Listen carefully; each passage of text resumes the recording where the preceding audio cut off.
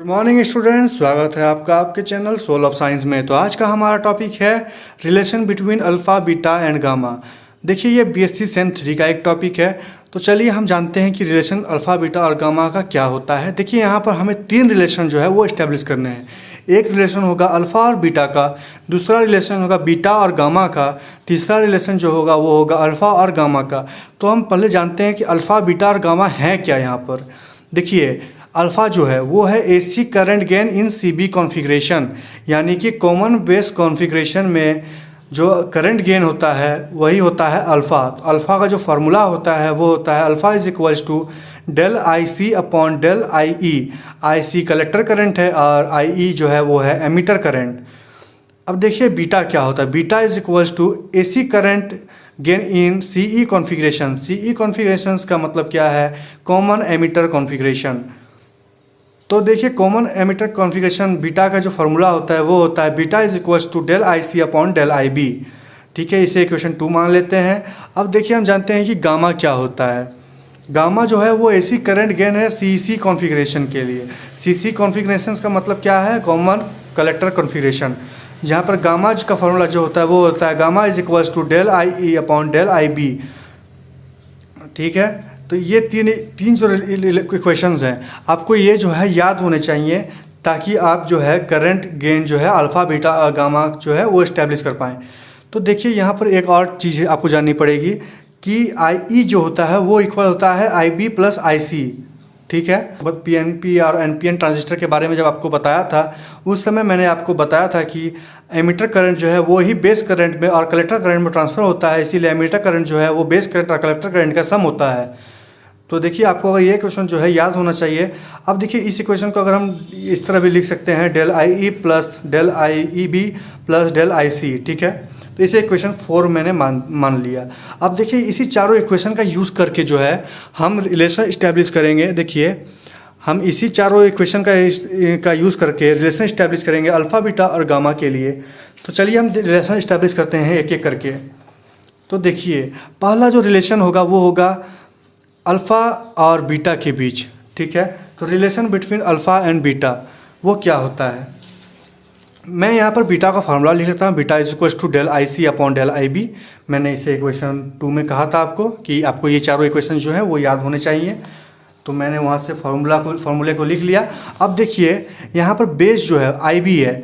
ठीक है, आई बी जो है उसे हम क्या लिख सकते हैं, हमें पता है। देखिए हमें यहाँ से पता है कि आई ई जो है वो आई बी प्लस आई सी है, यानी डेल आई ई जो है वो del I B plus del I C है।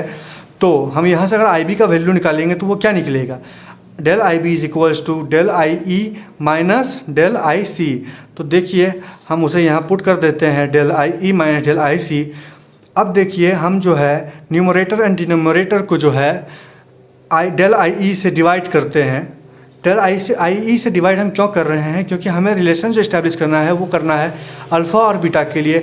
इस तरफ तो हमारे पास बीटा है लेकिन हमें इस तरफ अल्फ़ा चाहिए।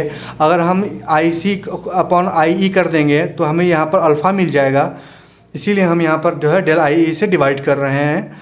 अब देखिए dividing numerator and denominator by on R H S by del I E. तो हम डिवाइड जो करेंगे तो उसमें देखिए डेल आई ई जो है वो कैंसिल आउट हो जाएगा। तो अगर ये कैंसिल आउट हो गया, यहाँ पर क्या बचा हमारे पास, del I C upon del I E. ये जो होता है अल्फ़ा होता है, यहाँ पे हमारे पास क्या बचा है वो क्या है, del I C upon del I. ये होता है अल्फ़ा। हम ये कहाँ से बढ़ रहे हैं, हम देखिए मैंने आपको यहाँ पर 4 इक्वेशन जो बोले थे उसी से हम कह रहे हैं। उसी का एक इक्वेशन जो है पहला इक्वेशन वो यही था अल्फ़ा का, del I C upon del I E जो है वो होता है अल्फ़ा। तो देखिए हम यहाँ पर उसके वैल्यू को पुट कर देते हैं। तो beta is equals to alpha upon 1 minus alpha मिला। तो ये है पहला relation between alpha and beta. अब चलिए हम दूसरे रिलेशन को इस्टेब्लिश करते हैं जो कि है रिलेशन बिटवीन अल्फ़ा और गामा। तो देखिए गामा का फार्मूला जो है मैंने यहाँ पर लिख लिया है del I E upon del I B. ठीक है, अब देखिए आई बी को हम फिर से यहाँ चेंज करेंगे। तो आई बी को हम यहाँ क्या लिख सकते हैं, del I E minus del I C. मैंने उसे यहाँ लिख दिया जैसा हमने पहले वाले क्वेश्चन में किया था। अब देखिए हमें यहाँ पर भी न्यूमरेटर एंड डिनोमिनेटर को जो है डेल आई ई से डिवाइड करना है। तो हमने यहाँ डेल आई ई से डिवाइड कर दिया। तो हमें क्या मिलता है, हमें देखिए ये क्वेश्चन मिलता है। मैं यहाँ पर वर्ड में उसे नहीं लिख रहा हूँ, ताकि आपका टाइम बचे। देखिए यहाँ पर ये कैंसिल आउट हो जाएगा, तो हमें क्या बस मिलता है, यहाँ बस मिलता है alpha is equal to 1/1 minus del I C upon del I E.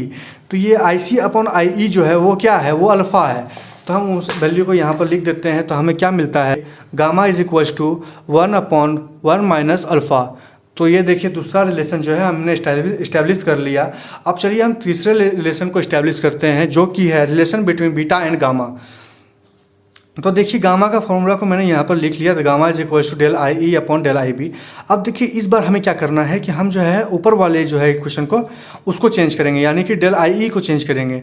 तो डेल आई का फॉर्मूला मैंने क्या लिखा था वहाँ पर, देखिए डेल आई को जो है मैंने लिखा था del I E is equal to I B plus I C. ठीक है, del I E is equal to del I B plus del I C.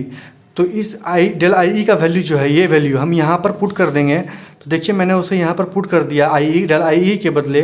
तो हमें ये इक्वेशन मिलता है gamma is equal to del I B plus del I C upon del I B.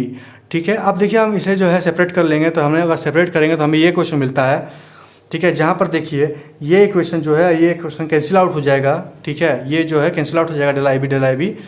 अब देखिए यहाँ पर क्या है, del I C upon del I B.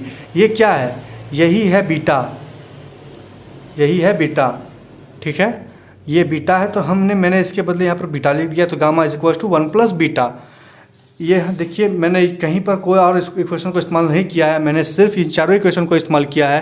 पहला अल्फ़ा वाले इक्वेशन को, बीटा वाले इक्वेशन को और गामा वाले इक्वेशन को।